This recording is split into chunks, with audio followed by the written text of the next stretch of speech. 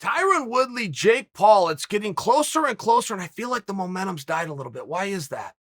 This thing was pretty hot at first. One thing that they did that surprised me, I remember the date that this came out, that it was announced. They kicked the can. They announced the thing like 10 weeks before a fight, which generally they do things a little bit quicker. I love the way Floyd Mayweather does it. Floyd Mayweather will make an announcement for the fight. He will be in the ring 5 weeks later, 4.5 weeks later. I just love how quick it is. One thing that I did notice with Paul and Tyron is they put a meaningful amount of time between it. So maybe that's why we're in a little bit of a lull. Maybe this thing, they got a plan, they're going to fire this thing back up. But Gegard Mousasi weighed in on it. Gegard has no ties to this. But Gegard is a guy that's had 50 damn fist fights, and a lot of them pure striking contests, certainly has the right to an opinion, and he said things aren't going to go well for Woodley.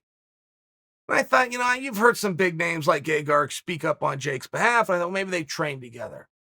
And apparently guys that do go in and they watch Jake and Logan work out, these guys work pretty hard. They gain a level of respect. They're not afraid to jump in there, and some of these guys feel, I think it was Mike Perry who actually got in there and felt him and came away and said, man, Paul can box. So that wasn't the case with Gegard, and I'm just wondering what Gegard sees. Because we've had very limited Jake Paul. I am not in line with discounting him. I used to be. Learn from your mistake. I do not discount him. But if you're speaking real objective, what is it that we've seen him do well? There's a couple of things. With Nate Robinson, I was most impressed with his flinches. His ability to move and get a reaction.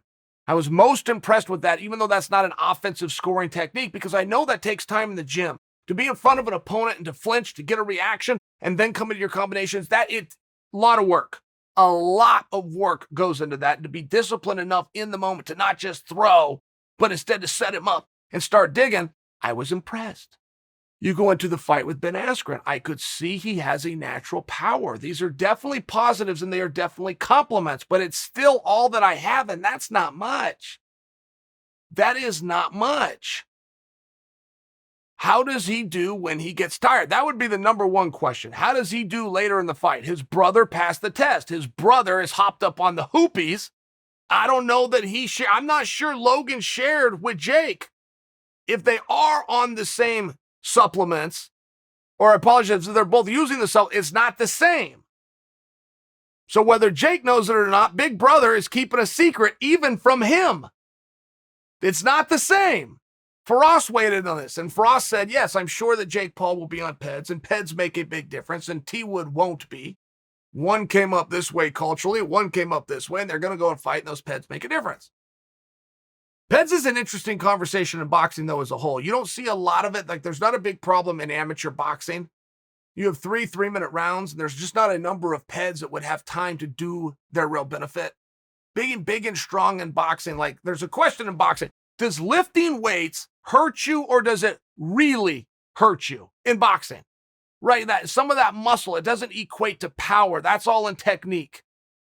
So you go put that size on, it's harder to get blood flow to it, it slows you down a little bit. You don't want to be a big, strong guy in boxing. There's a reason you don't see those big bodybuilders out there doing it. It's an endurance sport. When you start to get over to the pros and you start getting out there for 12 rounds, I mean, you have an assortment. You have from what Pacquiao has done in every fight except for the one against Floyd because they brought in USADA. Juan Marquez Jr., you guys remember him? He fought Pacquiao 4 times, got stomped out for 3, went and got juiced up and knocked Pacquiao not only out, he knocked him out of the ring in the 4th fight. You look at what Evander Holyfield did, right? I mean, there are some very clear guys who do not follow the WADA code. But it is meaningfully different. I would just share that in boxing to some other sports, amateur versus pro. Bigger, stronger, faster. When you're dealing with performance enhancers, they are not all anabolics, but those tend to be the first ones that a guy goes to. An anabolic would be the opposite of what you want for the sport of boxing. So, when you come back to Gegard's comments, it's not going to go well for T-Wood. Sounds like Gegard's a believer. I'm still questioning what he believes in. Now, he could be right, and Paul goes out there and stops Woodley in a minute. It still would not satisfy my questioning of Gegard making the statement now based On what? I saw great feints in the Nate Robinson fight. Saw good power in the Ben Askren fight. I'm having a hard time finding anything else. And with that power in the Askren fight, there was also an accuracy, right? Paul only threw a couple of punches, but he did go to a body a couple of times. He got a couple of reactions before he came upstairs. I mean, I share it. Everything that I saw looked very good. I just saw very limited stuff. Meanwhile, I've got hours of Tyron Woodley. And Tyron is very quick, and he's got good head movement. I mean, to hit Tyron Woodley is not a guarantee. You're going to throw a lot of punches, and you're going to miss a lot, and you're going to get frustrated, and he's going to get inside. Tyron is for sure going to hit Paul back, and Tyron is for sure going to be harder to hit than anybody that Paul has hit so far. This is an analysis based on very little.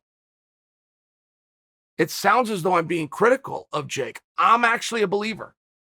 Do I believe he can beat a former world champion? You're having a totally different conversation. I think he's going to have his work cut out for him, and I would just like to hear why Gegard thinks so. I would like to know what Gegard saw. Did Gegard get into the gym with him? Did Gegard have a teammate or a friend that was in the gym that saw special things that we've been yet to be revealed? For a guy like Gegard, who's earned the right to his opinion, Gegard's opinion, man, he's a sitting champion, for goodness sakes. I would have liked a little bit more analysis. A little bit more analysis. What have you seen? What do you expect to see? That would make me happier.